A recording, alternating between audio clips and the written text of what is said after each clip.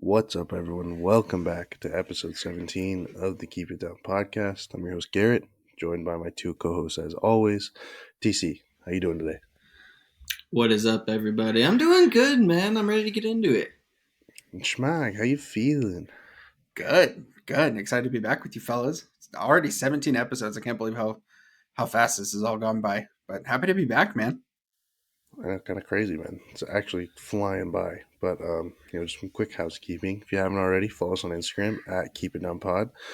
In our Instagram bio, you'll find our link tree, which will take you wherever you choose to listen to the podcast, whether it be Zencastr, Spotify, or on YouTube. We have recently also made the jump to YouTube, so we have video as well as audio on those ones. So if you want to go check that out, so make sure you subscribe. And we're gonna be posting out some more short form content, boys. So maybe keep your eyes open on the link tree. You might see some TikToks, some YouTube shorts, some Instagram reels, stuff like that. So yeah, but keep the engagement up as usual, boys. We had two football games this last weekend. One of them was a good one. One of them was maybe not so hot. So let's talk about the latter first here. The 49ers and the Eagles, man. Yeah, man. Eagles really came out and did their thing. Obviously, 49ers hampered by their quarterback situation. Um, Looked like the Eagles were maybe the better team in general, but just 49ers, when you can't throw the ball, you really don't have a chance in today's NFL, or in the last 50 years of NFL, you're probably not gonna have a chance. So tough to see it in that way. But man, Eagles did look good. Yeah, the Eagles came out and pretty much from the gun. The very first, time Eagles get the ball, they have that fourth down, and then Smith makes that crazy catch / no catch on the sideline. And then that kind of like sets the tone for the rest of the game. And then obviously like Purdy going down, and then 49ers go to their fourth string, and then, fourth string quarterback gets hurt. Then you're kind of left with that decision. TC, you touched on it. Like, it's not how you want the game to go, but just, great season for the 49ers. It's just, ran into the hottest team. So it's kind of how that went. Yeah, you got to sum it up to, their defense bailed them out of countless games in the regular season. And, once you get in the nitty gritty of the playoffs, especially the, division championship, you just can't quite do that, especially with a beast in the Eagles, who are playing terrific. It looks like they're firing on all cylinders. Yeah, just a weird one, man. Purdy comes out, says his elbow's feeling weird, whatever that means. Obviously you can't get that diagnosed right then and there, but it's kind of, hey, what does that mean? Is he going to play? Is he not going to play? And then they bring in the backup, and then they put him back in, and so it's just like a whole mess, dude. Yeah, but man, with Lane Johnson, the Eagles' right tackle, being banged up going in, I really thought he was going to have a harder time with Bosa, man. But huge shout out to him, because he pretty much kept Bosa locked up the whole night. I don't think Bosa made any more than 3 big impact plays. So, yeah, just an overall good team win by the Eagles, man. Definitely. I think that's going to be a key factor going into the Super Bowl as well, as that dominant Eagles offensive line. Obviously, you got the Kelsey brother, Lane Johnson. They're just a brick wall, and doesn't seem like many people are going to be able to get through them. That's a huge plus in their favor heading into the Super Bowl, is just the stability and the dominance of that offensive line, Yeah, when you have Christian McCaffrey throwing passes, something's gone really wrong during the game, I consider myself to be a pretty hardcore football fan, but it was a little bit strange that the 49ers came in and only had 2 quarterbacks on the roster. Typically you're going to have 3. I don't know if that's just a playoff decision. You just roll with 2. I don't really know the ins and outs of that. But yeah, just a lot of tough breaks from the Niners, man. And just obviously weren't able to get anything done once your quarterbacks are knocked out of the game. Eagles just able to stack the box pretty heavy, and that a run play is coming every time. So when you don't have the defense guessing it all, it's making things really tough. But yeah, man, the Eagles look great. Yeah, I was definitely expecting, at least at least the game was going to be competitive, is kind of what I thought the way it was going to go.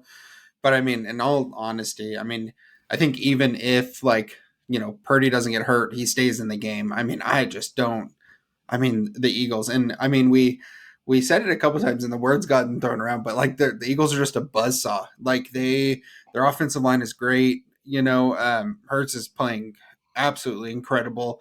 AJ Brown, which was an insane pickup by them in the at the very beginning of the season, and I mean, I don't know. I mean, they've just blown out every both teams that they played in the playoffs, and one was the 49ers, who has a great defense. So I mean, they're looking good. They have all the momentum. So Yeah, I think, yeah, I mean, obviously, if you're the 49ers, playing with one hand behind your back is never ideal, you know? mm, But yeah, just to give the Eagles their flowers, man, the defense is just playing dude, electric, yeah, like they're just like a fourth string corner that, on that Debo Samuel, like end around, he's making impact plays. Like, yeah, it's like, I don't know if it's an energy thing or something like that. You can just feel it in the air, but when everyone is just playing out of their mind like that and everyone's doing their job correctly and assignment, alignment, and all that stuff, dude, like yeah, they're just insane. And I know we talked about it a little bit last week, but Fletcher Cox is playing so damn good, man. Like yeah. I kind of made an intention of it to kind of actually watch him as the game was playing out, and he is just doing amazing things for being, a 10, 11-year vet. So Yeah, definitely. And last week I had made the comparison between the Eagles and the Golden State Warriors, right? Just the momentum based team.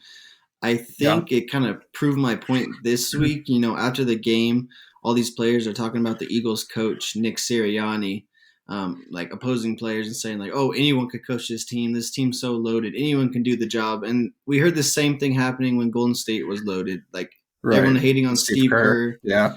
Yeah, saying anyone can coach this team, but at the end of the day, you still have to put your players in a position to succeed. You still have to have the right schemes and be in the correct alignment on defense. All those little things. I think he's done a great job, and I don't think he's getting enough credit for, taking this team to the height that they've come to. I don't think anyone predicted the Eagles to be in this position going into the season. We knew they were going to be pretty good, but I don't know if we thought they were going to be this good. So I want to give Nick Sirianni a shout out as well. Yeah. I mean, he's done a great job with the team. I mean, definitely what seems like a huge difference from, that loss to yours truly, the Washington Commanders on that Monday night game. But I mean, they've given up 14 points in the playoffs. You know what I mean? Their defenses, we talk about, Jalen Hurts and AJ Brown and, the crazy, offense that they have. But I mean, the defense is just as good. Like, you were saying, Chach, I mean, between Brandon Graham and Fletcher Cox, I mean, absolutely insane. I mean, it's it's going to be a great Super Bowl, I feel like, and I'm happy it's the Eagles. I'm happy the Eagles are there. They deserve it. Absolutely.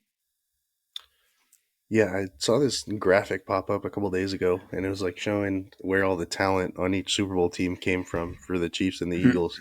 And Mm-hmm. the Eagles have basically drafted and or traded for all of their talent, which Mm-hmm. is Yeah. crazy to think about. Like no free agents, nothing like that. It's all coming from the front office, which is kind of crazy to think about, man.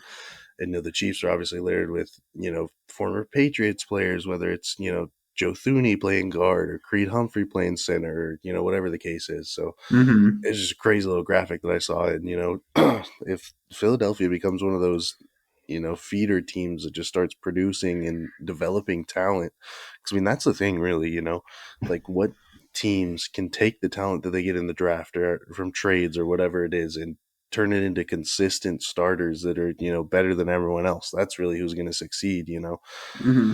And right now that's the Eagles. So, but yeah, going to be a banger Super Bowl, dude. So super pumped. Definitely.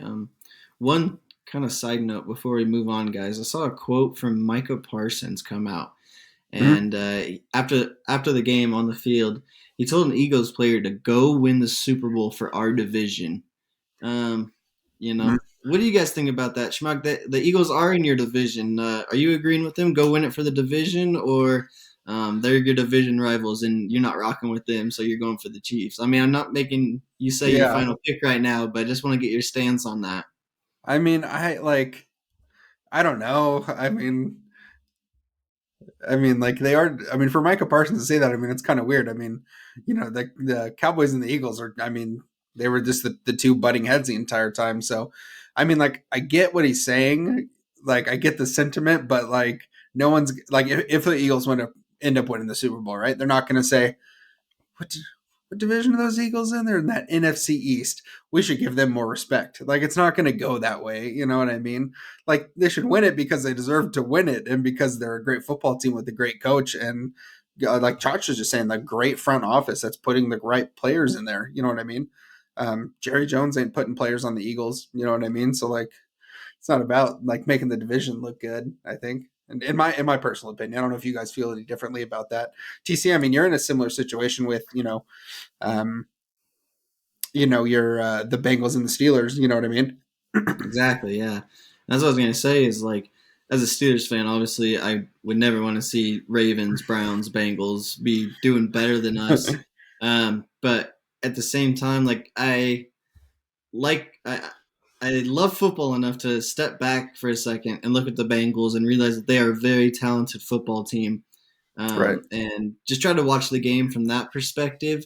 But Right. there always be that lingering thought in the back of my head, like, dude, the Yeah. Vontez Burfict days, like Mhm. Pac-Man Jones, like the beef that we've had with them For for so sure. long, so it's tough for sure. Yeah, I Yeah. think it's almost like a coping mechanism, dude. Because like then you can say, oh well, we only lost to the Super Bowl champions. Like they were the only thing stopping us from getting the Super Bowl. It wasn't for them, kind of Right. thing. Which I mean, you almost do as a fan too.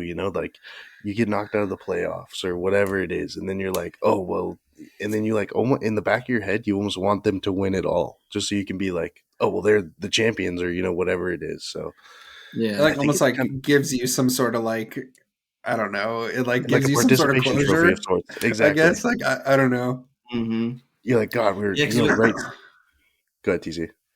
no, yeah, we see it in college football too, right? I mean, us Yeah. as Oregon fans, it's like when bowl season comes around, do you back the pack or is it just F Washington and FSC? Like, but at the same Actually. time, when USC goes out and loses to Tulane, it does make the Pac-12 not look as great to the rest of Mhm. the football world. You know what I mean? So it's kind of Yeah. tough. Like, you Yeah. know, obviously they're your hated rivals, but at the same time, like it does make your division or conference, or depending on what level of football it is, it makes you look a little bit weaker maybe to the rest of the world, right? Yeah, I definitely feel like there's a difference between college and the NFL, just because I mean, like your conference, in college matters so much, and I mean the looks that you get or the bowl games that you get, or to the selection committee. That's a really good point that you make. In college, I feel like it definitely plays an impact. You know what I mean? I mean USC going out, not to get off too much of a side tangent, but USC going out losing to Tulane in a bowl game doesn't look good for SC or the rest of the Pac-12. You know what I mean? So. It's an excellent point you make. Yeah, it's like this unique little blend. Like you want the bottom of the division to be like so talented. Like, Mm-hmm. like for example, Oregon State being Florida in a bowl game. Like that is terrific for the Love Pac-12. to see it. Yeah. But then like at the top, you don't obviously want teams to be passing you, or doing things better than Right. you. Yeah. So it's like this intricate little blend of like wanting the teams at the bottom to do enough, but the teams who are maybe equal or right below you to do not enough to compare themselves to Yeah. in a way. So yeah, it's definitely interesting though. Yeah, it is interesting. Like certain eras of teams might irk you more too. Like I hate Mm-hmm. this Ravens team, right?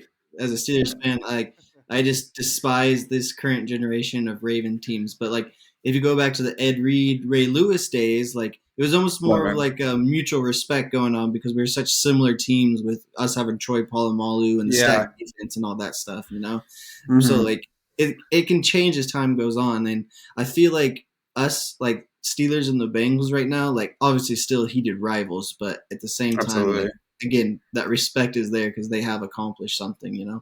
Right. Yeah. All right, boys, what do you say we dive in to the drama that occurred at Man. Arrowhead Stadium, boys? Um, Initial thoughts, then we'll get into all the nitty gritty details at the end of the game there. So. Yeah. Yeah, man, definitely entertaining game to watch. Much more entertaining than the first one was. The blowout that the first game of the day was. Um, yeah, man, gutsy performance from Patrick Mahomes, obviously on the banged up Mm-hmm. ankle. Bengals had a couple of chances at the end to make it really interesting, if not win the ball game. Um, yeah, just down to the wire, fireworks the whole time. You didn't know who was going to win till the very end. So, I mean, I was happy with it. What do you guys think? I mean, I thought it was an incredible game. I mean, we'll get into the side issues kind of here in a few minutes, but I mean, Patrick Mahomes to come out and I mean, he's obviously not 100%. I mean, he's hobbling around. I'm sure, he's taped inside the cleat, outside the cleat, he's hobbling around. It's cold. There's no way he felt great, and it was pretty obvious. There's a couple times where he, would roll out and throw, and you can tell, I mean, his ankle's like really tender still. So, I mean, excellent performance by him. Pretty much every single Kansas City receiver goes down with an injury, minus Kelsey, who was questionable before the game even started. So, I mean, absolutely insane. The defense, I mean, dude, Chris Jones, I mean, goodness gracious. What a Like, I game, mean, man. I was listening to the Kelsey Brothers podcast earlier, and they were talking about his stat lines, and he had 2 sacks, 3 tackles for loss, and like 5 QB hits. Which I mean, in an AFC Championship game, that is insane. I mean, it's a difference. I mean, the Bengals offensive line not the greatest, especially when they have their injuries. And I mean, he just put on a clinic, and I was just watching him like so closely the entire game. And this dude's getting, pulling, double teams, triple teams like the entire game. I mean, honestly, I mean, just incredible game by the Chiefs, considering, everything that was going on, injury wise with them. Yeah, I mean, going into it, like, the Bengals are their own beast in of themselves, and then, reports Mm-hmm. come out that Kelsey might not be good to go. He's getting the back spasms or whatever it was, and so then I was like, oh, the Chiefs could very well be in trouble here. But Oh yeah. Yeah. Kelsey plays as you do. Yeah. Usually, if you're a little banged up, you play, especially in the AFC Championship. But yeah, just a good game overall, man. Like just high Mm-hmm. scoring. I mean, not super high scoring, but enough to where it wasn't just a barn burner kind of thing. Um, yeah, both defenses looked better than I expected. Honestly, I thought it was going to be Yeah. much more of a shootout than it kind of turned into. Mm-hmm. Um, yeah, Mahomes looked like something out there, man, just hobbling around, and we gave the Eagles their flowers for recruiting talent, but the Chiefs need to get their flowers for flipping talent, man, because Mm-hmm. the Kadarius Tonys, the Marquez Valdez Scantlings, like they just make those players look like they're just above all the rest. And Right. Kadarius Toney had what, 1 touchdown catch with the Giants, and he was like a 5th overall pick or something. And Yeah. MVS in Green Bay was average most of the time. Mm-hmm. So I mean, just incredible again by teams and front offices. I think as time goes on, you're seeing the impact that a good front office and head coach and culture and all that stuff can play in your organization. So Yeah. Definitely. It seems like we got a rivalry brewing on our hands, boys. These teams seem to really just dislike each other. And I Yeah. think that happens when you meet up consistently in those high stake games, All the talk coming in was, oh, it's not Arrowhead anymore, it's Burrowhead. Obviously Eli Apple is just going crazy. And Yeah. then after the game, Mrs. Mahomes, I forget what her name is, but she puts out the tweet, Cabo on 3 with the peace sign. Like Yeah.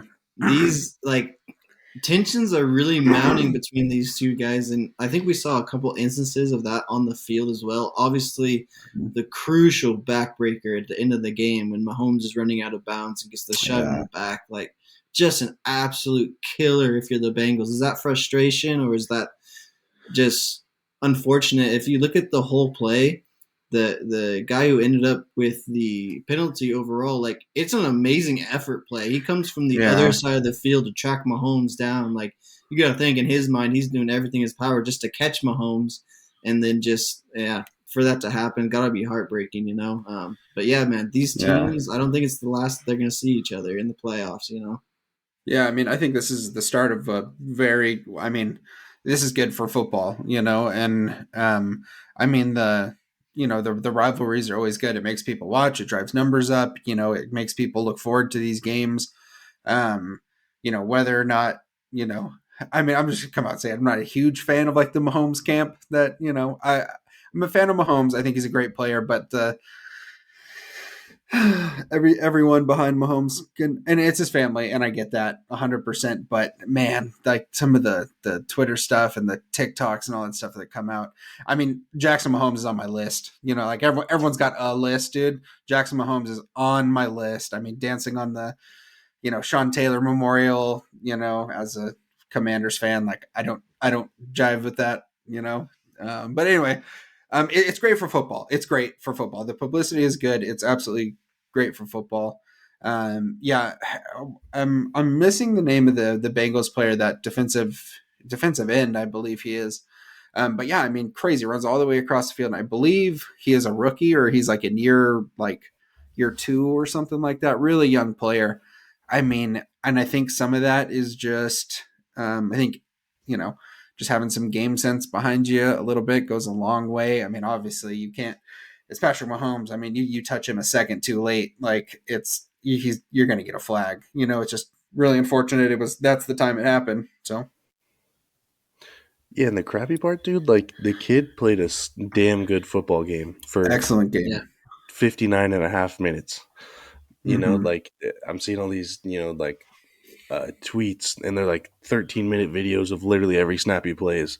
And like the kid knows what he's doing out there, man. But yeah, I think it's just Mm-hmm. one of those, like, just mental errors, that comes with, Yeah. being a younger guy or not a veteran or something like that.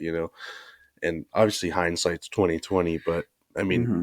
this is Patrick Mahomes on one ankle at the 40 Yeah. yard line. Like, I mean, Yeah.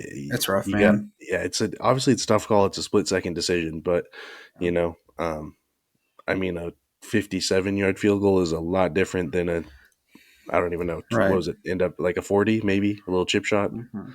So Yeah. yeah, I mean, you just can't have that, man.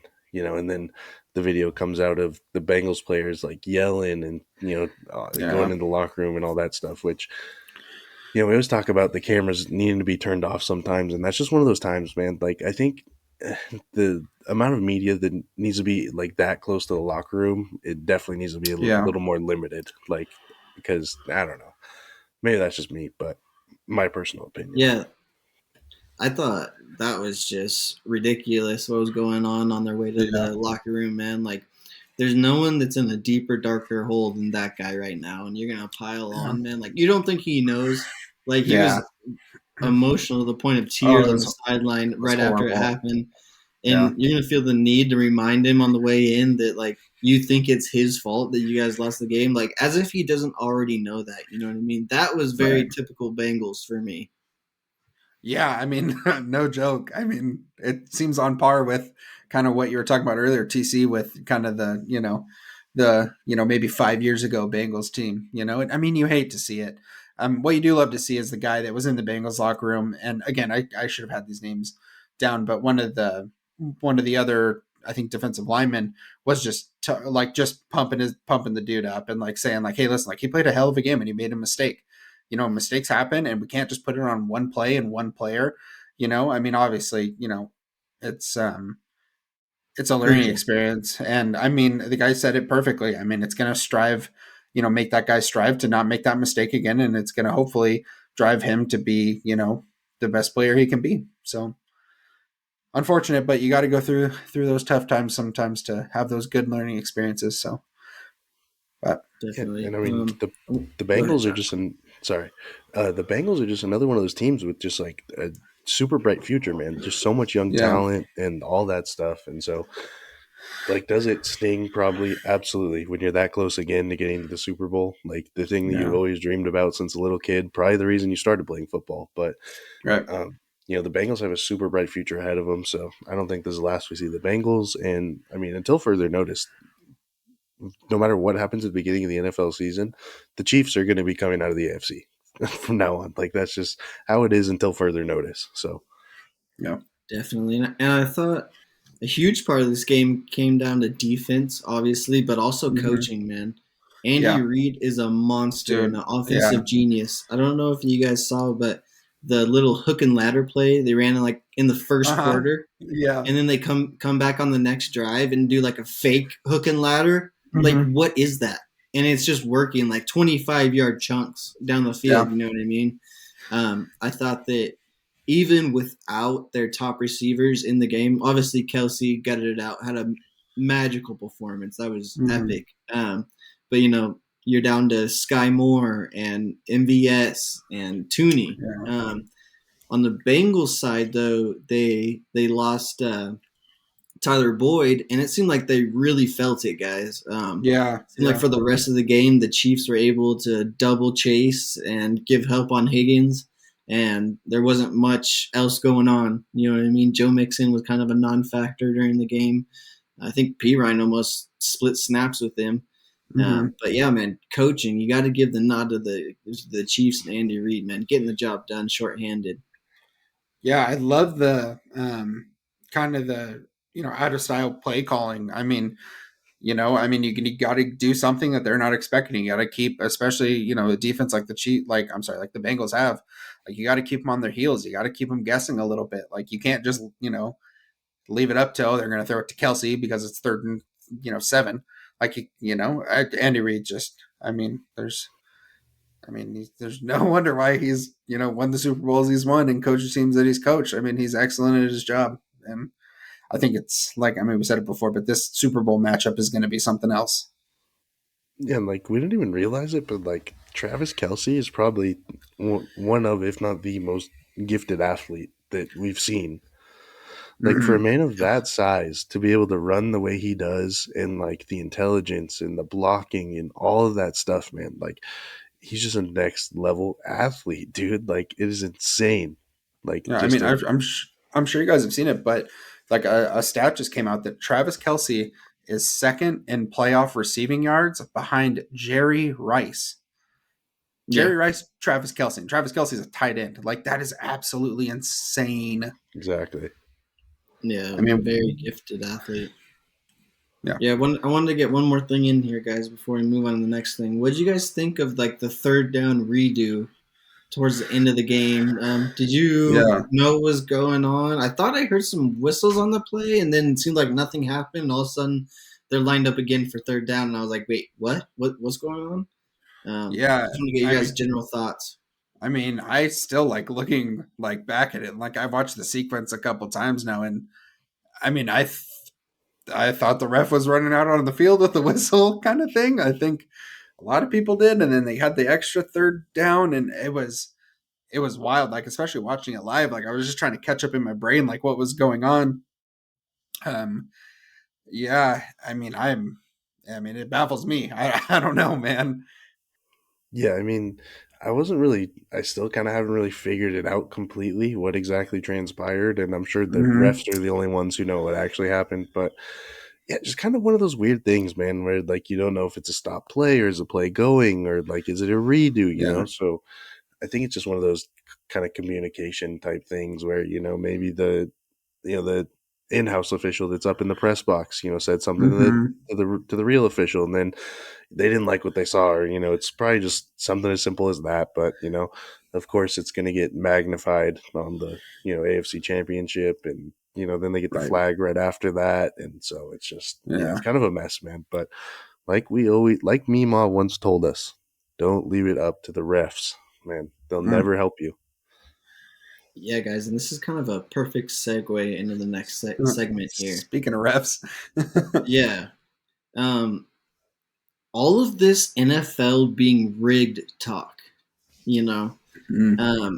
when someone's team loses, it's their favorite thing to say that it was Ravens versus refs, or it was Niners versus refs, or whatever it is. And then obviously this week, Arian Foster is on one of the Barstool Sports podcasts, and he comes out and says, "Oh yeah, we got a script every year. We knew exactly what's going to happen. We just practiced the script." Yeah. I just want to get your guys' general thoughts on if it's even remotely possible. I think casual fans are maybe thinking that this is a true statement coming out of Arian Foster. Yeah. I don't know. Take it away, guys. Yeah, shout out Arian Foster, dude. I mean, he had the opportunity and pounced all over it for sure. Yeah, I mean, it's people's favorite thing to say. Rarely. I think I've seen I could definitely count them on, both my hands, the amount of times that we saw, like a single play or a single penalty like decide the outcome of a game. I mean the Saints and Rams on that pass interference call comes to mind. Clearly an officiating issue. You had the double catch during the ref lockout a few seasons ago. Clearly an officiating issue, like decides the outcome of the game. But I mean, a weird third down sequence that really no one can like explain fully about what happened. And like, I mean, I don't think the NFL is rigged. I think refs are people and they make mistakes and they do the best that they can. I think that there's better refs than others. And I think, the referees in a football game is always something that should be monitored closely and looked at. And, refs should be held accountable for, the calls and it's their job, right? But yeah, I mean, I'm not ever one of those people that's going to say, it's the refs versus the team. I mean, because like I said, I've only seen it happen a few times. So I don't know what your feelings are about it, Chach. Yeah, I mean, personally, being on the receiving end of such a thing, like, obviously, you want to blame the refs, which, I mean, you can to a certain extent, but, like, also, the other side of that argument is that there's, 59 other minutes in the football game that you had a chance to Right. win. So, I mean, it's hard to, like, even those couple that you were talking about, or even, like, the Dez catch, no catch situation, or Right. the Seahawks and Packers catch, no catch interception thing in the end zone. So, like, Mm-hmm. there's a couple where you could say like that Seahawks Packers ones was literally the final play of the game. So I mean, Yeah. sure, that one could be a little more, a little less, but Yeah. dude, okay. But side note, the memes coming out of this, dude, are So funny. so funny.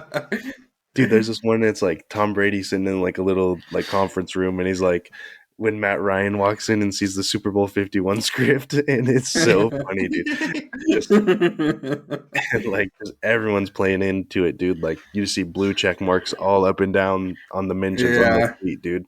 And it's so funny, dude. And it's like this is the kind of stuff that like makes people love football, dude. Like it Mm-hmm. just like, brings so many more eyes and people that wouldn't even care, like, oh, that's funny, or like you get it and kind of understand a little more.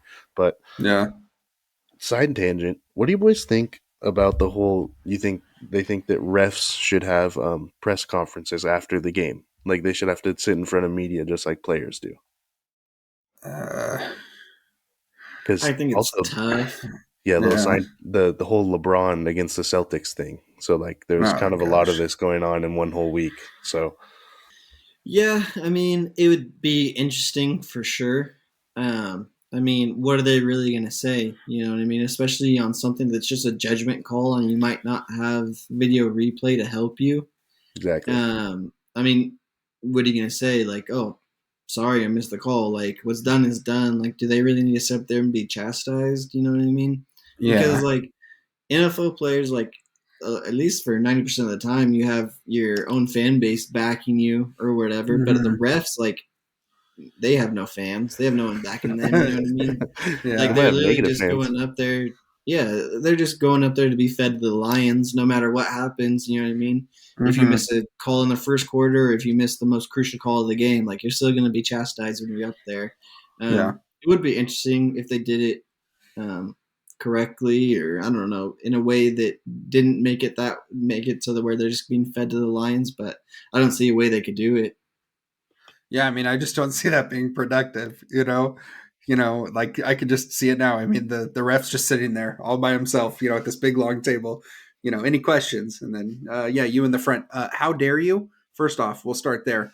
And then like that doesn't do anything, like maybe the NFL and like, the referee organization or whatever, like maybe they just have like a PR team that releases statements or, maybe like a recap or like something if that'll make people feel better. But I mean, like, you know, if it's coming down to one call and that's what you're blaming your entire loss on, like you said, Judge, 59 other minutes, and however many hundreds of other plays were ran. You know what I mean? Like you can't just blame it on that. You can't blame the refs. I mean, you got to go out and execute and play the game. You know what I mean? Yeah, Yeah. no, On the other hand, though, it could give them a chance to explain their side of the story as well. That's You know what I true. mean? So it could give you a little more insight. What are you thinking, Chach? yeah. I mean, like, so yeah, maybe it's like a thing where they don't actually sit in front of media, but it's like a little presser or something, like just, yeah, like Sure. Schmack said, PR releasing a statement, hey, here's what I saw kind of thing. So something like that could potentially work. But yeah, like Yeah. you guys were saying, being fed to the lions is never good because the referees don't have very many fans, man. And then, Right. the thing that Twitter likes to do is like, so for example, it'll be like a clip of the dude pushing Mahomes out of bounds late. And then like the mentions will just be like 50 clips of just like a holding penalty in like the second quarter. And they're like, Yeah. what about this hold that wasn't called? And it's I just mean, like, it's just an asinine like thing to do, is just like argue back and forth about what penalty should or shouldn't be called. Because I mean, yeah. like if that's what you want to do, let's just make it automated, like, and not have any refs, and just Yeah. like make everything for video replay. I mean, the game's already 3.5 hours long. What's the difference if it's 4? So Yeah. like the more they want to get into this, like everything needs to be called, because the, as it boils down to, you could throw a penalty on every single play for offensive holding. Like that's just how it is. Absolutely. Yes, Yeah. And so push Or like, offs. defense or defensive holding or pass yeah, interference or exactly. every single play it happens. So like, I mean, if they want to go that route, that's fine. But like, the game is going to become so much more unpleasant to watch for everyone. Mm-hmm. So Yeah. I mean, I mean, yeah, which is why they've gone to these expedited replay reviews by someone in the box, and it's so the ref doesn't have to stop and go to the booth and put on the headset and flip over the thing. Like they have someone that's reviewing it in real time, and then they just call down, hey, this is what the call should be. I mean, they're doing their best to keep the flow of the game. Like you don't want 4.5 hour long football games. Like it's already, I mean, the NFL's got to think about new people watching the game. I mean, the game's already complicated enough to digest as it is. Like, you don't want all this downtime and dead space in the game? Yeah, guys. The thing is, I feel like what we're talking about right now is bad officiating. But what I want to know is there any chance that the NFL is scripted? You get a script in training camp, and it says, "Oh, you guys are gonna go 10-7 and make the wild card round and get knocked out by Philadelphia." Like, is there any chance that could be going on at all? is it Like, to possible? me, Is it possible? Yes. Is it plausible? Absolutely not. No. Like, yeah, could there be a world where it actually happens? Everyone has to sign a NDA. They're lawyered up to their teeth and all that kind of stuff. Because I mean, these games are gambled on. Like yeah, Mattress Mac bets millions of dollars on these things. So then hmm you're looking at MGM, DraftKings, Barstool, all these entities that have a hand in this, basically. And so maybe that's the big conspiracy theory, that they're the ones at the top, and that's how these lines are made. Like yeah. everyone sees lines shift before games or whatever the case is, and everyone's like, oh, the NFL knows what's going to happen, kind of thing. And so I mean, that's the one way that you could look at this and be like, oh, maybe there's a chance, or they have a say, kind of thing, because maybe they're funded or something like that. But plausible, not a chance. Yeah. I mean, like, do I think it's like rigged as in like there's a script? No. Do I think? I mean, there was just like a bunch of videos about an NBA ref that came out not too long ago about how back in the day he would make calls or not make calls, based on things that were said to him or bets that were made or stuff like that. So do I think that there's stuff like that going on? Like it's hard to not think that sometimes there's like some extra incentives or, some under the table kind of deals going on. I mean, you don't want there to be, but I mean, it's got to be happening, right? Like, I mean, there's no way that it's happened all throughout the history of sports. Like, there's no way it just all of a sudden stops. You know what I mean? Definitely. And yeah, kind of a side note to that, Schmeichel, like that was definitely happening. But he was doing that to make himself money, and Right. definitely Yeah. serious repercussions were brought against him when this was all brought to light. You know what I mean? So hmm that wasn't like a from the top down kind of conspiracy Yeah. going on. That guy was just off the Rogue. rails, like yeah. making side bets and like in a bad way with some bad people type thing. You know what I Yeah. mean? Yeah. And then like for no one to have said anything about it. Mhm. You know what I mean? Like it's Yeah. like the moon landing conspiracy where like, dude, really? You had hundreds of thousands of people in on it and no one got drunk at a family reunion and said something And about said it? anything. Yeah.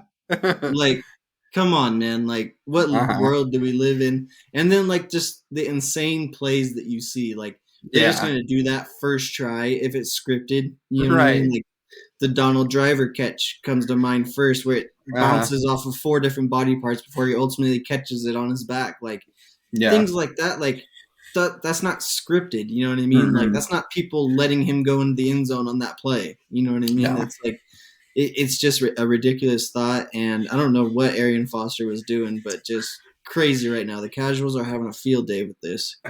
It's. Because I if you mean, it's 100%. It's the casuals, man. Because like people who have been around the game long enough, like, could you imagine, like in your brain right now, even at the high school level, could you imagine having to follow like a script, or like even like if there were like three things during the game, and like you needed to make those happen, like those were your deliverables for the game. Like, you know how hard that and like how difficult that would be, or like, you know, Yeah, I mean, crazy. definitely. Yeah, it's just crazy, man. Like I said, for it to be this whole big conspiracy, I just don't think it's plausible at Yeah, all. I You know don't what I think mean? so Like either. Yeah. everyone's like, well, the WWE, that's No. not real. It's like, well, D- obviously that's not real. You can tell that they're not actually hitting each other, and like yeah. they're not actually struggling to get to the ropes. Like you can tell Yeah. when you're watching it. Like in football, Hmm. There's no it's a way, man. game, and it looks Yeah. faster than it is at any other level. Yeah. And like the guy, it's an insane thought. Yeah. Absolutely insane. Yeah, even like it makes me think about like Dude Perfect and stuff like that. Like even as simple as that is, Yeah. like it's actually scripted, and like still any one of those dudes will tell you like they have to try these like trick shots like 300 times before they hit. Yeah. And so like to think about the plays that happened, or even to Yeah. think about like Ray Lewis and Sean Taylor losing a game on purpose, like it just Oh, seems yeah. so far fetched, man. Like No it's way. just kind Yeah. of crazy to me. So Yeah. So any casual football fans out there listening to this right now, take off the foil hat. It's all going to be fine. This will blow over in a couple weeks. Everything's going to be fine. It's not scripted. yeah, put the tinfoil hat down, put the paparnia down. Yeah, absolutely, boys. Also, some major news broke yesterday, boys. Maybe it was 2 days ago at this point. But the man, the GOAT, the legend himself, Mhm. TB12 retires for the second time. What are you thinking, boys? I Yeah, mean, I think this one's probably for good. I know everyone's like, oh, well, he's probably going to come back next season. He did this before, blah blah blah. But something seemed a little bit different this time. hmm Obviously, the issues with the family life came to hmm light, and that's no one's business but him and his families. But those all came to light during the season. The season did not go very well for the Bucks. yeah, He said in his video that once he lost to the Browns, he knew it was time, and I think that's a pretty good benchmark. For a guy like TB12, like he is the goat, and he's no been doubt at the about it. top for a very long time. And I don't think we need to see his play decline any more than it already has. Yeah, You want to remember him for what he was. You want to remember him for Patriots Tom, or even early Bucks Tom. You know what I mean? You don't want yeah, to see him have something horrible happen or just can't get it done anymore. You want to see him go out the right way, and I think it maybe is time for Tom to go. yeah. I think so too. I mean, TC, I was talking to you about it when he fake retired last year, man. Like, I spent so much of my like teenage and early adult life, like just kind of bashing on the guy, just because of the, deflate gate, or, him just wearing Uggs, or, whatever the case may be. But, I kind of like missed out on like watching like the greatest quarterback I mean, greatest player to ever do it in the NFL. I missed out on a lot of that. So, I mean, the past couple of seasons, like really being able to just like hone in and like watch the, watch the goat work has been really great, but I agree with you. I think this is the end of the road for old Tom. And I mean, what a career. Chachi, I'll let you say your thoughts. And then I got an article that CBS wrote about like some crazy facts about old Mr. Tom Brady and his NFL career, but we'll get into that after you, Chachi. Yeah, I mean, just crazy, man. Yeah, like everyone's saying, like it just played for so long and was just the Mm-hmm. best for so long. Also, so many hairstyles, man. You love to see a Yeah. bunch of hairstyles. You had the Hmm. goat long hair, and then you got a little trimmed up here at the end. But Uh-huh. everything that I've noticed, like every time like you see a video of a quarterback's last game like that they play, you can always tell that they're going to retire. It happened with Ben, Hmm. it happened with Drew, and it happened with Tom. Like, you see these videos and the national anthem's playing or they're walking off the field and you can just see it. Like, it's impossible for these Hmm. dudes who have spent this much time and their lives dedicating it to this one thing, like for them not to feel a certain way when it very possibly could be the last time. Or whether Yeah. it's Ben sitting with the Pouncey brother on the sideline and they're talking and obviously getting emotional and all that stuff, and you Hmm. can just tell, man, like you can just tell that they care a lot about the game and what it's done for them and all that stuff. And I think the stuff off the field had a lot to do with it. And like TC was mentioning, everyone talking about it and all that stuff, it's not right. It's his personal business. Yeah. It's just because he's a celebrity doesn't mean that he should get talked about any more or less about his personal life than normal humans do. So, but yeah, crazy, man. Yeah, I mean, if you're Tom, like, what is there left to do, really?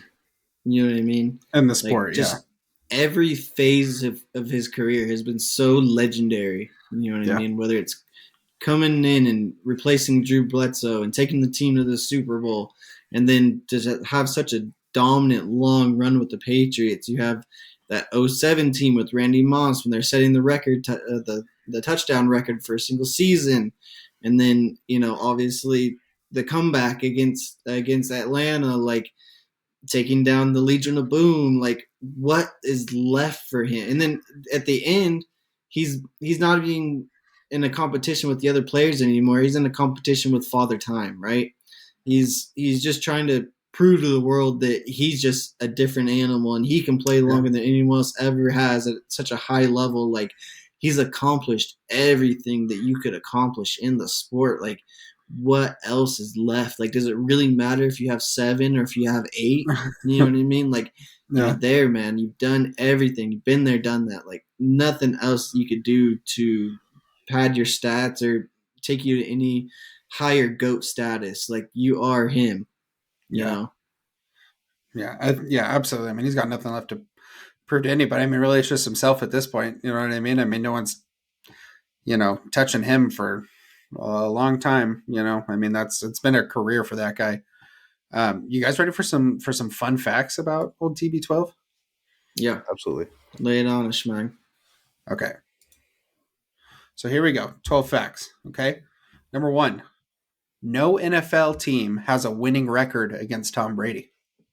Tom Brady is up on all 32 NFL teams.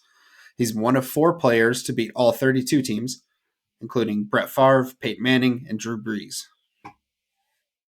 Number 2, Brady has had 3 Hall of Fame careers in one. So in 3 different decades, he's had what could arguably be considered a Hall of Fame career. 20s, Yeah. 30s, and now halfway through his 40s. Jeez.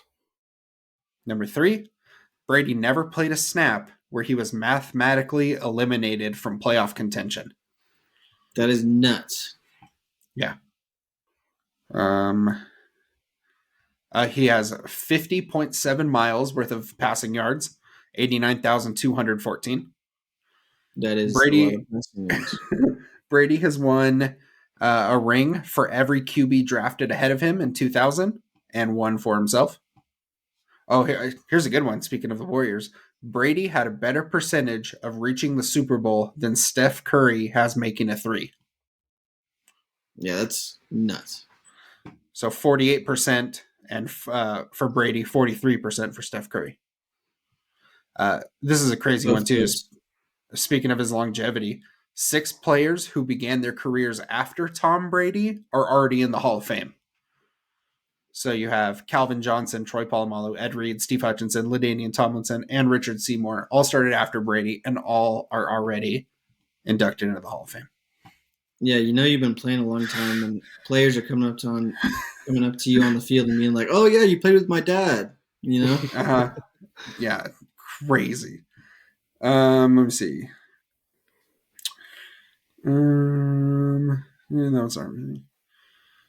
Brady has the second most receiving yards in NFL history after turning 40. So he's also behind Jerry Rice. Jerry Rice has 2,500 receiving. Tom Brady has 6 after 40. So there's that. In the list. Yeah, speaking of what Brady will be doing after playing, he will make more as a broadcaster than he did in his NFL career. In his NFL career, he made $333 million, and his 10-year deal with Fox Sports, starting presumably next year, will be for $375 million.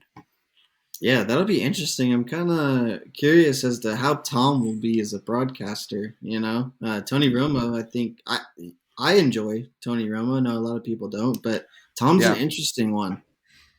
Yeah, I think it'll be interesting because we've always seen like the super competitive side of Tom, where he's winning games and all that stuff, but you haven't really seen like the kind of chill out and talk in a microphone, that much. So aside from like Super Bowl press conferences. And then the last one I guess I'll touch on here is Brady has won 6 playoff games when passing 50 plus times, which is double all others in league history combined.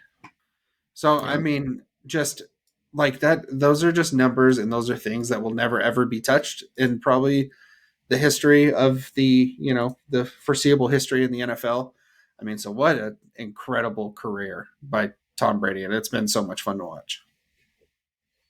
Yeah, definitely. On ESPN Plus, I believe it is. There's an awesome documentary. It's called Tom versus Time. If you haven't seen it, definitely go watch it. It's really cool. Each episode is about a season where he went to the Super Bowl, and each episode will have different like guests on there. So sometimes it'll be like his sisters, and they give their perspective on the season. And the next episode will be like Gronk, and the next episode it's Randy Moss and Julian Edelman, and so it's really cool. And also kind of interesting to see how much those other guys would ride for Tom. You know what I mean? Yeah. Like Schmog was touching on, a lot of people hated Tom for a long time because he beat up on your team and he's a pretty boy and he's winning all the Super Bowls and Deflategate or Spygate or whatever the case was. But his teammates would ride for him, man. They really loved him, and kind of a different perspective on Tom. Definitely go watch that documentary. Yeah.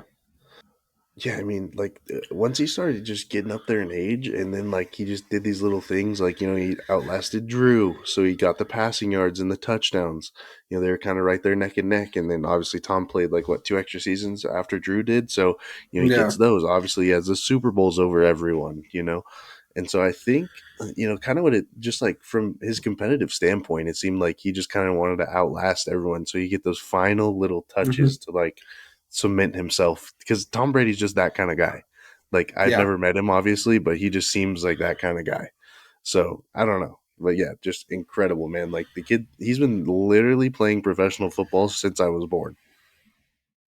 Yeah, which is great. Yep. Actually, yeah. Yeah, Julian Edelman just came out and shared a story about Tom was recovering from some sort of injury. He's running on the treadmill. I love this story. Julian Edelman trying to encourage him is yeah, let's go get Joe. Let's track down Joe Montana. And he says, Joe Montana? I'm not going for Joe Montana. I'm going for Jordan. So just kind of a look into what Tom Brady was thinking, even in the early days before he had 7 rings. You know what I mean? Yeah. Crazy, man. It's going to be much, much different without him. That's for sure. There's going to be another quarterback replacing him, and but just won't be the same without old Tom. Yeah, we kind of touched on it, guys. Tom was kind of the last domino to fall from all the quarterbacks from our childhood, right? Yeah. Tom, Drew Brees, Peyton Manning, Phillip Rivers, obviously Big Ben. I just wanted to get your guys' opinions. Do you guys see any parallels between the older quarterback generation and this new quarterback generation coming up? In other words, who's going to be the next Brady? Who's going to be the next Peyton Manning? Are you guys seeing any parallels starting to kind of come into play? Or I think the one that I kind of touched on, it was in a little bit different context, but the way Patrick Mahomes can move around and some of the throws that he makes are very Brett Favre-esque, I think. Also a very, very strong arm. They're really similar, I feel like, in the way that they play and their ability to extend play. So, I mean, that one jumps out at me big time for sure. But I mean, it's kind of different because I mean, the game is changing a lot. You know what I mean? And kind of the stature that you look for in a quarterback.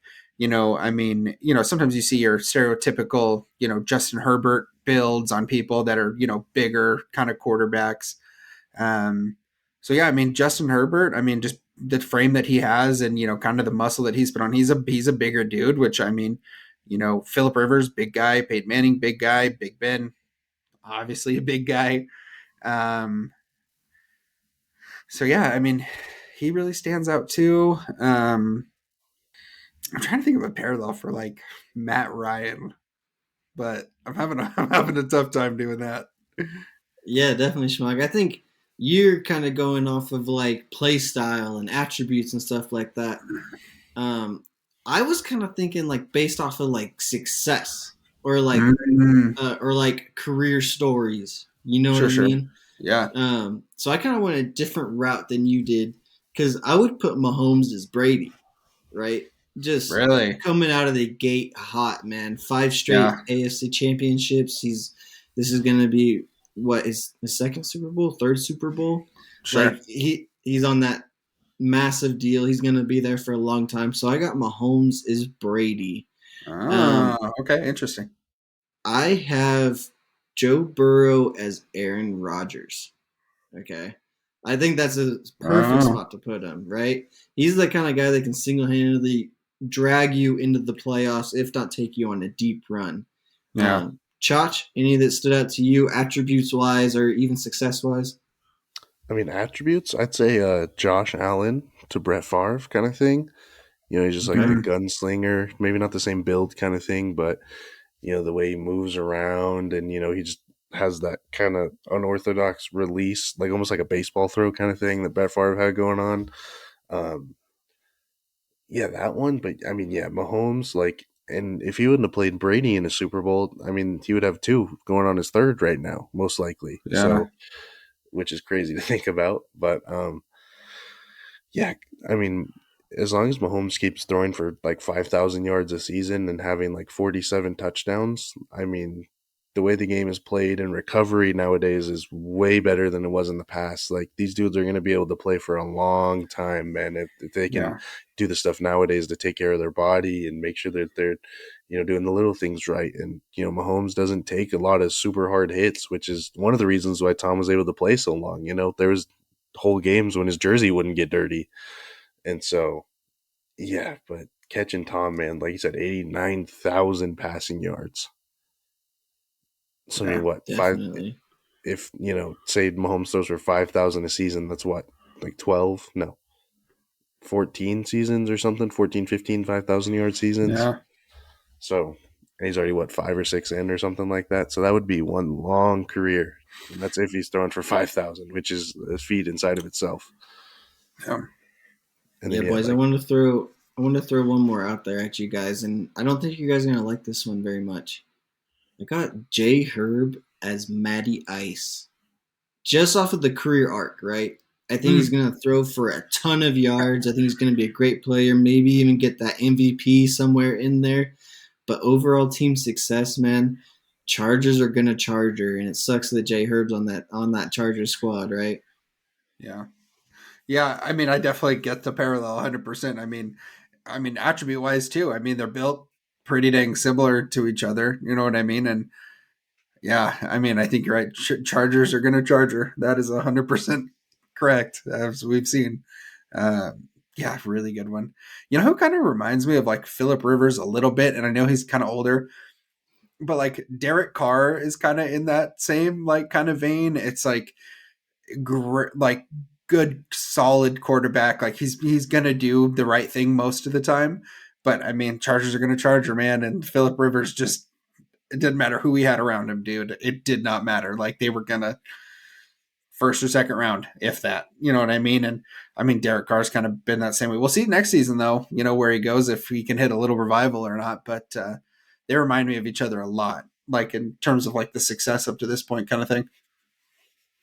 yeah, I mean, I think a lot of quarterbacks, like, like it would kill for Justin Herbert's intangibles. You know, the height, Mm-hmm. the Yeah, frame, the way he can move at how big he is. You know, like if you get like a Drew Brees, Russell Wilson kind of thing in Justin Herbert's body, man, like Yeah. those would be probably one of the greater quarterbacks ever. But like, yeah, okay. Also, to put some respect on Philip Rivers' name, never yeah, forget he played in an AFC Championship game with a torn ACL.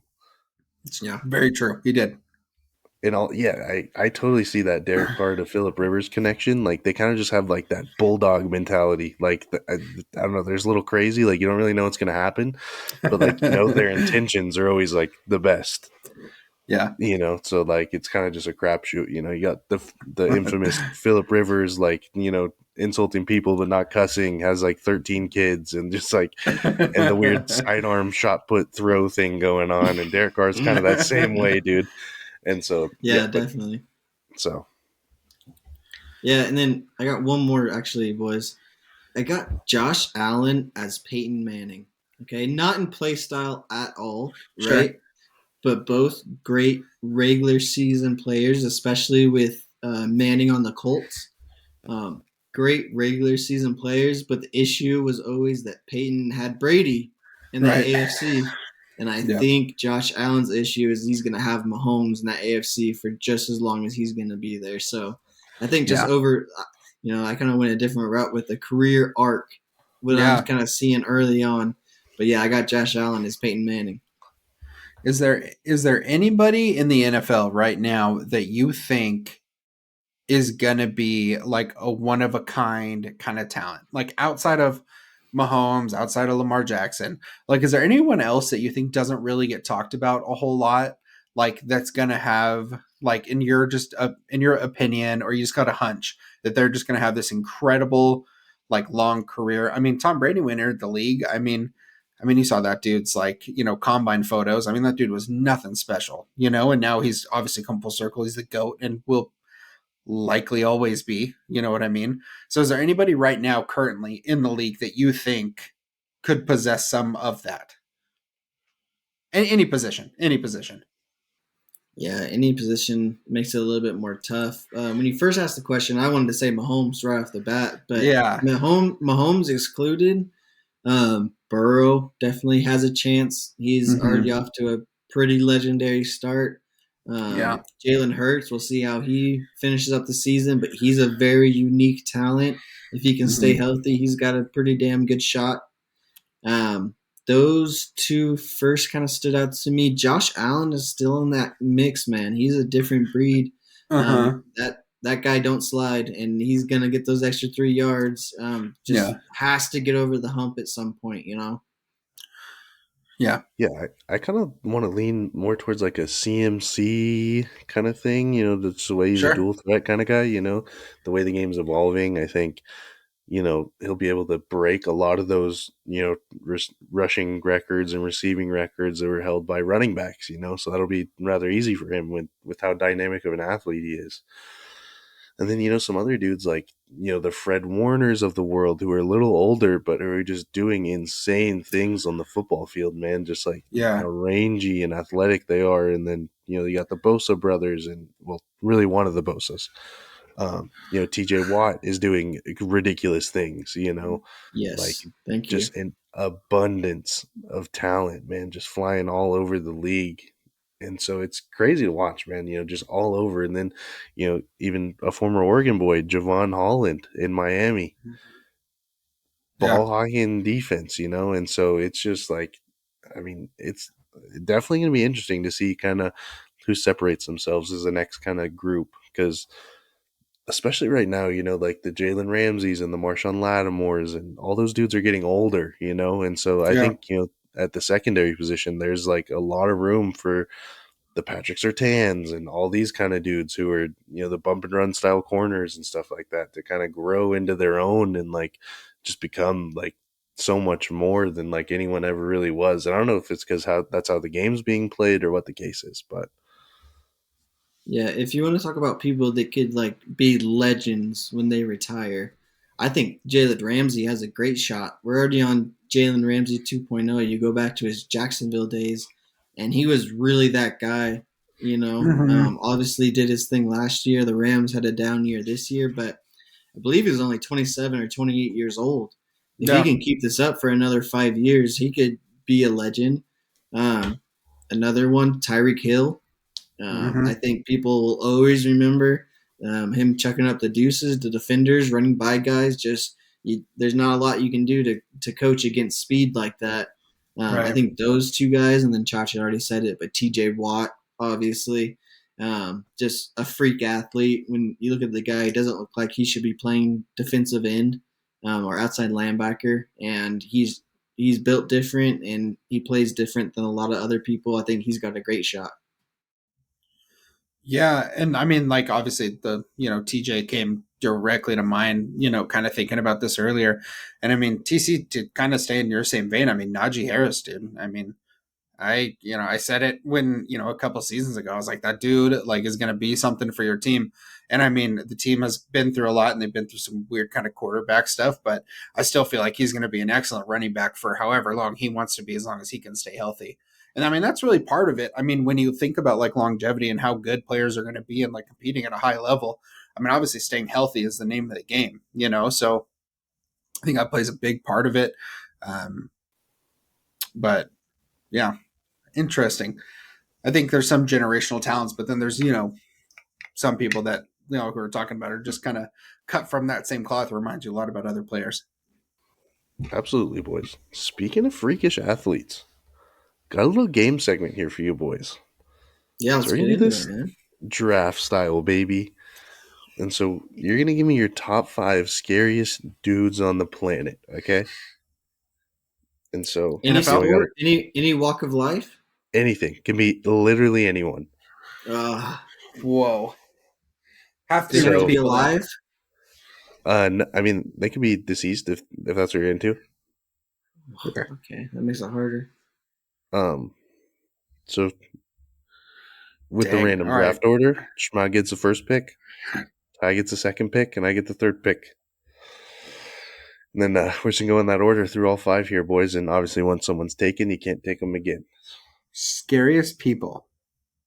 And Like, do they it doesn't have to be sports. It could just be anybody. Anyone. It could be because of size, because of strength, because of, like, you wouldn't want to see them in a dark alley past 5 p.m. But not like Jeffrey Dahmer, right? No, not. Okay. Like, So now like this convicted felons. Perfect. No convicted felons. Let's just do that. Okay, perfect. Okay. Like starting at 5? Or like just in any order? It's a draft. So, I mean, if you want the good, I mean, you want to take your guy first? Chachin, you're not picking either? No, I'll pick. I'm going third, though. I'm not going first because I have a bunch of good ones. Well, yeah, you've had time to think about it. I'm sure you got the good ones. Yeah, Shmug, you start us off, would you? I mean, I don't know if I'm going to be able to go in like any sort of order. The first person that came to mind was Dan Henderson of the UFC. Okay, you got Dan Henderson then. Dan Henderson, like, just the H-bomb, dude, was the first thing that come to mind. And I like just imagine getting hit with that, like right here on my temple, and like you're done, you're dead. So I mean, Dan Henderson up there. Definitely. I'm gonna go Ray Lewis. Ooh, that's a good pick, TC. Thank you. Value at number 1 right there. Also, maybe a convicted felon, undetermined. But anyways, no, not convicted. Innocent. Not convicted. True, not convicted. United States they of live America. in America. Come on, man. Valid. With my first pick, I'll be selecting Brock Lesnar of the UFC. All right, that's a great one. Yeah, that's a great one. Schmack, back to you. I'm gonna go football. I'm gonna go Sean Taylor. Ooh. All right. TC, how we feeling? I'm feeling great. You guys both went UFC, so I got to go UFC. I'm going John Jones. Love it. Gosh, he's so tall and fast, I bet. And both his brothers play in the NFL, man. Yeah. He's just tall and rangy and can kick you and hit you and choke you out, and he can do whatever he wants to do to you. Can you imagine how pointy his elbow is? Yeah, dude. Like if that thing hits you in the side of the head, Yeah. I mean, it's probably going to go through your skull. Yeah. Man, I am loving the value I'm getting right now because they're not convicted. You know what I mean? But No, but like on they the probably edge. should have been. The value right now, man, is insane. Dude. All right, with my I second gotta- pick, I'm going to select Jocko Willink. Yeah, that's a good one. Oh. That's a great one. Yeah, I don't think he dies. I don't think there's a version of this story where he dies. Virtually makes my team indestructible. Dang, that's true. And you got leadership. So there's Exactly. that. You have a leader. Okay. Don't steal my pick. The pick is in.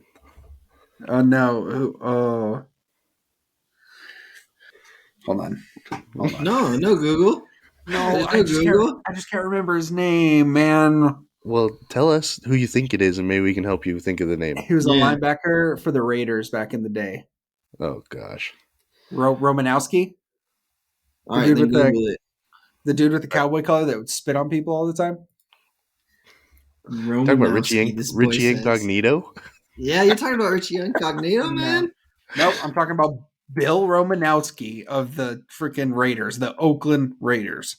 Put some respect on his name, man. Bill Romanowski. Look up a picture of Bill Romanowski right now. Do it. I will. But I want to put my pick in first because I've had it locked for a while. Okay. James Harrison. Oh, That's such a good one. dang That's it, man. the value right there at pick number 10. Debo? I mean, come on, boys. Yeah, did he do like some broadcasting as well? Or like he's some sort of TV personality, Bill Romanowski? Yeah, I think so. His nickname was Romo, so eek. And he did a bunch of steroids back in the day too, dude. So I like it. big strong guy. All right, the third He's a pick. big, strong guy. Gosh, I'm He's kind of like- backed into a hole here, boys. I think I need some football talent on the team. Those are really tough ones. Mhm. Here you go, Have some- Chauncey. I'm trying to keep the value later in the rounds here, but I don't want to give up one of my good dudes right now, you know? Because you're gonna like spark a thought here. Exactly. We're gonna take 4-time world's strongest man Brian Shaw here. Wow. Jeez. Wow. Schmickworth, back to you. Am I on number 4? Yeah. I mean, if you're gonna go that route, I guess I'm going freaking Thor. Bjornsson. I'm going Thor. Is that the mountain or is that a different guy? Yeah, the same guy. I'm going the mountain. I like it. You know, I'm gonna keep it classy here, boys. I'm going with Brian Urlacher at the number 4 spot. It's a great pick. Sheesh. This is a tough one, boys. The later she gets in the rounds. Ooh, baby. All right. The fourth pick. I'm gonna have to take the boy Chuck Liddell here. I can't risk losing him in another round. You know, I thought about taking him early on. And I was like, I don't know. He's got the Chuck's a tattoos on great his one. head. Like, are you kidding me? Yeah. Yeah.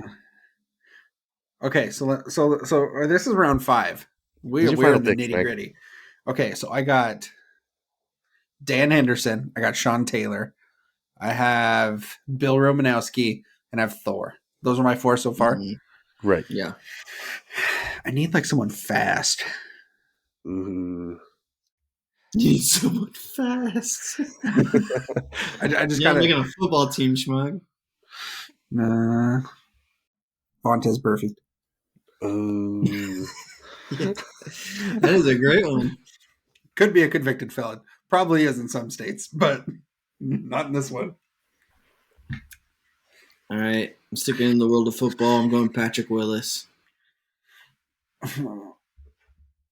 The value at number 5, man. I don't know if you guys are beating my team. No way. I got stout boys up and down.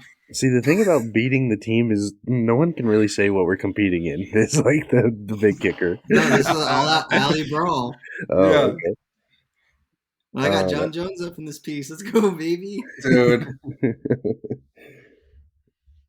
With the final pick, boys. Who you got? I know you got someone. You got someone lined up here. I mean, you could just go with the cheese and pick like another World's Strongest Man or something like that, but You don't want that. we're You're gonna clever. need. Come anyone. I said someone fast and then pick Vontaze Perfect. So there's that.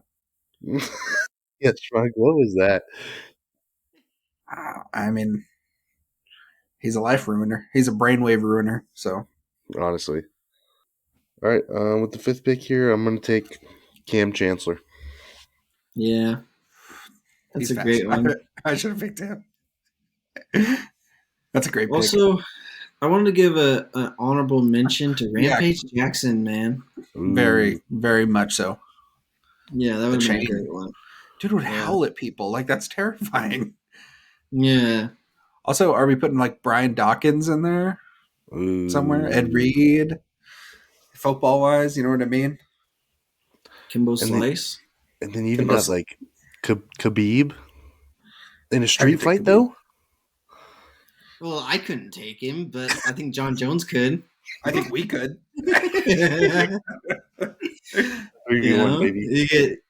You get James Harrison versus Khabib in a street fight. I don't know. I know he's got technique over him and everything, but that's Debo, man. Come on. No, that's the Debo. We're not talking this, new wave Debo. We're Debo. Yeah. Wow. Yeah, boys. So, I mean, sheesh. I don't know who's going to decide who wins here, but, I mean, if it's an all-out alley brawl, I mean, yeah, Ty's Ray Lewis, James Harrison, Patrick Willis, and John Jones. Yeah. And Brian Urlacher, who's like a pretty stand-up guy, Yeah, he'd make sure that it all stayed PG and no one touched the hair, Exactly. Yeah. All right, yeah, Chach, read out the list. See who got for the final list here. All right, so Schmag's got Hendo, Sean Taylor, Bill Romanowski, Hafthor Bjornsson, and Vontaze Perfect. Ty's a respectable team. Ty's got Ray Lewis, John Jones, James Harrison, Brian Urlacher, and Patrick Willis. Bro, when you say them all together like that, that's kind of scary. It is pretty scary. Huh? Let's go, baby. I've got Brock Lesnar, Jocko Willink, Brian Shaw, Chuck Liddell, and Cam Chancellor. I mean, also scary too, though. Yeah. Out of all those people, you said Jocko, and I'm like, I mean, like, he doesn't even need a weapon, dude. He's gonna find a pull-up bar and do something, man. I don't even know. A pull-up bar. I was listening to one of his videos the other day, and he was talking about pull-up bars, dude. It was so funny. All you need is a pull-up bar. Yeah, I feel like any of those top UFC fighters from like the late '90s, early 2000s could have been in that same category. I wouldn't even hated like a Tito Ortiz or a Wanderlei Silva thrown out there, Absolutely, those were great too. What about the GOAT, Tim Boetsch? Tim Boetsch, dude. There's one thing we know about Tim Boetsch is that he can take a beating, man, and he'd come back. Oh my god! So the inside joke there, guys, is that back in the day on the UFC video game, when you're just messing around, you just want to beat the crap out of someone. You'd go and like pick like Forrest Griffin or Chuck Liddell, and then you'd have the CPU control Tim Boetsch because he was like one of the worst ranked fighters. And so like at the beginning of the match, it'd be like Forrest Griffin, Tim Boetsch. So that's kind of the inside joke there, guys. And I'm just chucking Superman punches and head kicks and the whole thing. It was a great time. Okay, side note, while we're here on the UFC game topic, Schmag would pull the ultimate cheese in the UFC game, dude. He'd be like Thiago Silva. And just submit you every time. Yeah, he'd take us to the ground, like, fight me like a man. I don't know what to tell you, man. If you guys are going to sit there and try to head kick me, I'm going to take you down. Cheese ball. Uncalled for. Yeah. That's absolute cheese. With the takedown cheese out of you, Schmag? Jeez. Come on. Anyways. Man. We all know why we came here. So, I mean, officially, I don't think we can necessarily pick a winner because I think all three of our votes will be very biased, but... Yeah. Yeah. Maybe let us know in the comments, guys. Let us know in the comments. Let us know who you think is going to win in the street fight. Exactly. So, Schmag, I've been dying to know this whole time. about your shower thoughts. Perfect. Okay, so here's the deal. Okay, shower thoughts originates from like an old Twitter page back in the day, and shower thoughts are just like deep thoughts that you have, or like questions that randomly like go like through your brain. Just it doesn't have to be, it's not just limited to the shower, but just random thoughts you have that like go through your Mhm. brain, or questions you have that like you need to ask someone, right? Yeah. So this week, my question to you, to both of you, we're gonna have an honest conversation here, okay? Heart to heart. What makes, I don't know if scared is the word, scared or nervous, okay? Either of those are interchangeable here. What makes you more scared? Outer space or the ocean? Oh, No, the ocean. now hold on. Now Okay, hold sorry. on. Bear with What are me the here. circumstances? Outer space, obviously huge, vast. Like we don't even know the whole scope of it because we can't make it out that far, physically, or the timetable as a human being, right? The ocean, some random facts I have pulled up here. 71% of our planet is water, okay? And only 5% has been explored, and only 10% is mapped using sonar. So the conversation, what scares you more, space or the ocean? One at a time. One at a time. It's a interesting one because it kind of depends on the circumstances. You know what I mean? Because like to be in space, you have to be in some sort of space shuttle Right. or some sort of vessel. You know what I Mm-hmm. mean? That got you there. So I guess I'm gonna have to go with the ocean. Um, I know that there's stuff that can eat me in the ocean, and I don't know that about space. You know what I Mm, mean? In fact, I'm probably one of the few people up there at the moment. If I'm in space, you know what I mean? Like, right. not a lot going on out there, but know that there could be potentially a great white shark coming up to take a bite out of my leg at any second when you're in the ocean. You know It's what I true. mean? So off top, I gotta go ocean. Also, okay, Judge. I want to pause right here real quick because what TC just said just spurred a. Have you guys seen that clip floating around? So it's like a classic, like a diver dude gets in a little plexiglass box with a great white shark in the ocean, and this shark, like, it literally appears in the, and it's like the typical, oh look, dude, a great white shark at the bottom, and it's swimming around there looking at it, and this thing comes up first try, just blasts a hole in this plexiglass box, dude. And like the Mm-hmm. thing just disintegrates. And so like everyone starts freaking out. So definitely go watch that. It is hilarious and it'll make you never want to get in a shark cage or anything like that ever again. Okay. Now that I got that out. Back to the original topic. Yeah, so I think kind of the scope to look at this is like imagine yourself in like a little like pod, like you know what, like in movies that it like shoots off the end of the rocket and then it's just like floating along. Like you're in one of those and you're just in a little boat in the ocean. Like that's the only way you can think about it. Or I guess you could Mm-hmm. even do like a submarine, make it even, you know? Yeah. But yeah, I mean the ocean, okay, here's the thing. Like it's a pretty known fact that dinosaurs were on this planet at one point. And Mm-hmm. like the only reason that you like that the ones on land supposedly died was from a meteor. And so like Allegedly. allegedly. And so like the ones in the water, how would a meteor affect the ones in the water? And Great like point. we've only actually seen 10% of the ocean by sonar.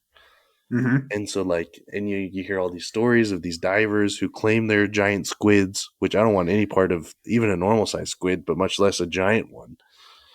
And so Mm-hmm. like it just I mean, I feel like the ocean's scarier. Like if you were actually there and like just cuz like and then you see all these videos of the freaking waves like out in the middle of the ocean when it's stormy and like there's like full on crab boats that are like 2 or 300-foot boats just getting swallowed by these waves and like Mm-hmm. just think yourself on a little boat out there, man. Like yeah. I mean, I you got to go ocean cuz like the fear of outer space is just like never knowing anything again. But like the fear of Right. the ocean is that you're going to get eaten by something. Yeah. So I Right. I I agree. Go ahead, TC. No, I was just gonna say my thoughts kind of piggyback off of Chach there is like nature is just super hardcore, man. I don't like being in an environment like I don't even necessarily like when there's an animal. I'm in an animal's environment, right? So I don't even necessarily like being in a pen with a horse. I don't like being in the woods with a moose, and I definitely don't want to be in the ocean with a shark. You know what I'm saying? Absolutely. Like Yeah. they live their lives in there, and I don't, and I'm on their turf, and they're way faster, way stronger, way bigger. They can eat me. Like not necessarily the horse, but the other things. You know what I mean? Yeah. So that's my stance on it right there. So yeah, so I agree that the ocean is scary, and this is my reasoning why. Okay. So the thing about space to me is that like space is so big and so vast, it doesn't matter like the technology that we have or the technology that like Elon Musk is going to come up with. Like we will never be able to send someone far enough out into space to like find anything that like we don't already know is out there because it's way too far. Like you're going to have to send someone out when they're a little tiny baby and they're not going to be able to make it back by the time they die. Like it's just the way light works and the way like human life works. You can't go out that far, right? So we don't know what's out there to a certain point. The ocean, there's a freaking bottom. Like there's a bottom here, like, and we're on the planet with it. You know what I mean? And this is the thing. Yes, only 5% has been explored. Okay, and people find weird crap in the ocean all the freaking time. And I talked to Ray about this. Okay, and it's kind of already been proven. So as like the ice caps like start to like kind of melt a little bit and the ocean levels like rise naturally and it produces like cold water settles at the bottom, warm water settles on top of that, and it pushes whatever's at the bottom up. That's why all these people like find these freaking giant squid, like those, I think they're vampire squid or something like that. They're like a freaking 120 feet long and they look like an alien. They literally look like something out of like freaking Godzilla or something like that. And I mean, like, what I think is crazy and like what I think will happen is that everyone who's so focused on space will get to a point where they're like, maybe we should focus on what's here. And then someone's going to like find what's on the bottom of the ocean. And I'm just saying, I think there's some weird crap down there that we're only going to find like based on like technology and stuff. Me personally, Yeah, I don't definitely. know. I think you could probably say the same about space. The more that technology grows, the more weird stuff that we're gonna find, or the more Earth-like planets, or like whatever it is. You know what I mean? As technology develops, it's only gonna get weirder and weirder. But Yeah. that's just a nutty stat, man. That only 5% of the ocean has been explored, and like the 5% that we do know, like, is pretty metal, man. It's pretty hardcore down there. So, Yeah. yeah. Yeah. And the fact that like 71% of our planet is water. We've only discovered 5% of it. Someone's Yeah. going to get on it, man. Someone's going to start finding some weird crap, and it's going to be sweet or scary, depending on how you look at it. Yeah, and then there's like stuff like the Mariana Trench that's just like Mm-hmm. an underwater canyon that's just like thousands of feet deep. And so, like, Yeah. what lives in there? Like, like, for example, like, when we're out in the woods doing whatever, like, you see a hole that might fit a squirrel, and you're like, oh, that's probably a squirrel hole. And then you see something a little bigger, and then you're like, wow, That's it looks like probably a squirrel hole. and then you're like, wow, I could probably actually crawl inside of that hole and live in there. And so, like, and then as you just keep on going up, like, there's just these places in the world that have to be inhabited by something larger. Yeah. Like, there's just all these, stories and like encounters of like there's a story about like a World War II pilot that's like flying over like the Congo in Africa or something. And like Oh, yeah, everyone yeah. on they claim that they were snapped at by like 100-foot anaconda. Mm-hmm. And like which would make sense because like the Congo is a wet tropical area, not tropical is not the right word, but it's a rainforest, it's wet, there's Mm-hmm. no other predators of that size, and like so like if all this stuff happens on land, like imagine what would, and we've explored all the land in the world, and like to think Yeah. about the ocean that's unexplored, like what could possibly be out there, Yeah. which is crazy. Shower So thoughts, man. Yeah, man. Like, if you want to have like the shower thoughts, or some people call them like those high thoughts without being high, just go listen to some Neil deGrasse Tyson, man. Yeah. ooh, Like, just listen to him either talk about space or the ocean or Earth. Like, the way he puts things and the way he frames it, you just be like, whoa, man. Well, Like just one of those things. Yeah, it's funny that you mentioned him, TC, because he actually talks about like the difference between like Mount Everest and like the bottom of the Marianas Trench only being a 6 mile difference. Like obviously, like we're getting into some flat Earth stuff here, which is its own thing completely. But it's like Earth, like yeah, go listen to what he has to say. I mean, it's a little out of pocket, a little crazy, some of it, but definitely thought provoking for sure. Maybe it'll get your wheels turning. And then, like, also, like, so if you think about it, like, everything has to have, like, a predator, right? Like, of some Besides sort. an Mm-hmm. apex. Yeah, I Yeah, mean, there's apex predators, obviously, but, like, think about a whale shark or blue yeah, whales or anything like that. And those aren't apex predators. They eat krill and stuff. it's So true. that tells you, biology 101, that there's something bigger than that available or Yeah. something that eats that. And so, which is just insane. And while we're talking about apex predators, like orcas, the wild. Like they've been finding all these like dead great white sharks, and like Uh-huh. the orcas' mouths are so intricate, like it has as many nerve endings as our fingers, and so they like just rip the liver out of the shark and then just leave it. It's pretty hard. I mean, that's crazy. Like Like, no, just we insane. know what we want. Dude, nature is just crazy to think about. If you're interested, there's a page on Instagram called Nature is Metal. They post Oh all kinds yeah, of crazy stuff like that about, and there's one for like the ocean and all kinds of stuff. So it's a little graphic if you're under the age of 18 or anything like that. But, so like blood and guts and stuff of that nature. So yeah, parental advisory, ask your parents first. Yeah, man, like animals are just trying to survive, right? Like their number one goal all day is survive. So to not be eaten and to get food to eat, like that's their full time gig, 24 yeah. hours a day. So they get pretty damn good at it. There's obviously Nat Geo out there just showing you the most nutty things that these animals are able to do, work in packs and work in teams and do things. You're like, damn, like I don't know if me and the boys could even thought of that one. You know what I mean? Yeah. Like outsmarting humans out here. So, um, yeah, the ocean's a very scary place, and I'd much rather be in space than to be way down in the bottom of that ocean. Excellent, boys. Excellent. I'm glad we're all in unison here. So that's a long winded answer to your question, right? Hey, I love it. It's shower thoughts, man. You need to get them out. You need to talk to your boys about it. You need to figure this stuff out. Otherwise, it just doesn't get talked about. You know what I mean?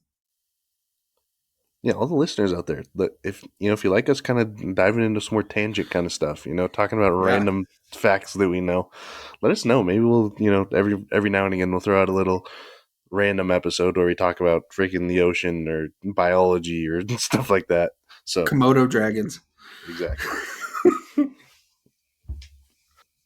Yeah, boys. Got anything else for us here, boys? And I think that about wraps it up for me. What about you, Shimon? Yeah, I mean, the only other thing that kind of popped up, I don't know, I'm sure you guys saw it, but Logan Paul and KSI's Prime Hydration Company is now the official sponsor of the UFC, the official like drink sponsor of the UFC, which is absolutely insane. Though, like apparently the corners are now Prime Hydration, like what I forget the terminology of what they're calling them, but the corners are now sponsored by Prime Hydration, which is pretty crazy stuff. I mean, normally UFC, I mean, they're, Zions or Monster, whatever you have it. But I mean, good on those guys, man. Yeah, man, Yeah, huge stuff coming out of Logan Paul, man. That's massive, and I'm sure it's going to be mutually beneficial for both of them. But Yeah. Prime is on the up and up, man. Like, I don't know what it is. I don't know if I'm going to sound like an old head right now, but like the kids love Prime. Like, I Yeah. don't know what it is, but definitely hot with the younger generation. So I think it's a great move for both of them. Yeah. I feel like it's good marketing for the UFC. I mean, just because, I mean, people see that they're going to be drawn to watch it, so puts them in a good spot for sure, especially with kind of them talking about, the Paul brothers wanted to get into some more, MMA style fighting and stuff. I mean, good marketing moves, I guess. yeah. Also, speaking of the Paul brothers, boys, we got the long-awaited Tommy Fury Mm. versus Jake Paul coming at the end of February. Let's give our just way too early thoughts on this. Like, what do we think? Obviously Tommy Fury has the the lineage of anyone, family of Yeah. great boxers, and Jake Paul is who he is. How do we see this shaping out? Yeah, I mean, probably the biggest test for Jake so far. I don't. I never really heard of Tommy Fury before Jake started getting involved with him. Yeah. Just for that reason, I guess my way too early thoughts would be I'm probably going to roll with Jake on this one. But, I'll do some more research as it gets closer to figure out what Tommy's really about. Is he the real deal?